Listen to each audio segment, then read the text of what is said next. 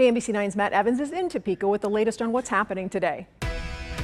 Here at the state capitol in Topeka, where lawmakers are trying to work at a breakneck pace to get a lot of stuff done in one day of this special session. And they're already working through a tax proposal right now. The Senate passed a tax cut plan that would, among other things, move the Kansas income tax brackets from 3 down to 2. They passed that with a wide majority. That now heads over to the House. It's important that Kansans get tax relief. It's the number one thing I hear about at the door, and their wallets are suffering. Once the tax plan is passed, House and Senate leadership say they'll begin working on a star bond proposal, which could issue those bonds to pay up to 70% of a Chiefs or a Royals stadium over on the Kansas side of the state line.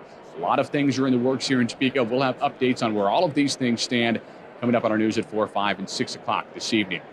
In Topeka, Matt Evans, KMBC 9 News. Now, all this comes after people in Jackson County voted down a sales tax that would have built a new Royal Stadium downtown and renovated Arrowhead. That happened April 2nd. At the end of April, Chiefs Chairman and CEO Clark Hunt said the Chiefs and Royals would be looking at separate plans moving forward. And then this month, the Royals released a statement saying, as they put it, Kansas has a path they're exploring. Now, there's still plenty of time to reach a deal. The Chiefs and Royals leases at the Truman Sports Complex are not up until 2031.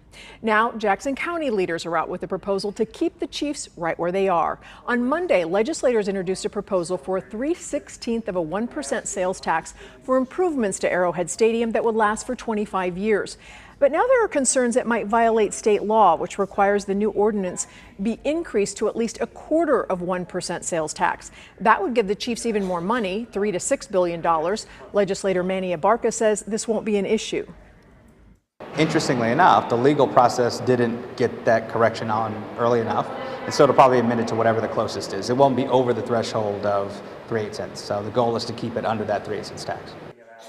This isn't the only point of contention in the Jackson County legislature. Lawmakers and County Executive Frank White are positioned to forfeit $80 million of American Rescue Plan Act money if they can't agree on how to spend it. If they don't spend it by the deadline, all that money goes back to Congress.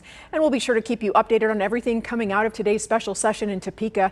You can download our free KMBC 9 News app to get breaking alerts sent straight to your phone.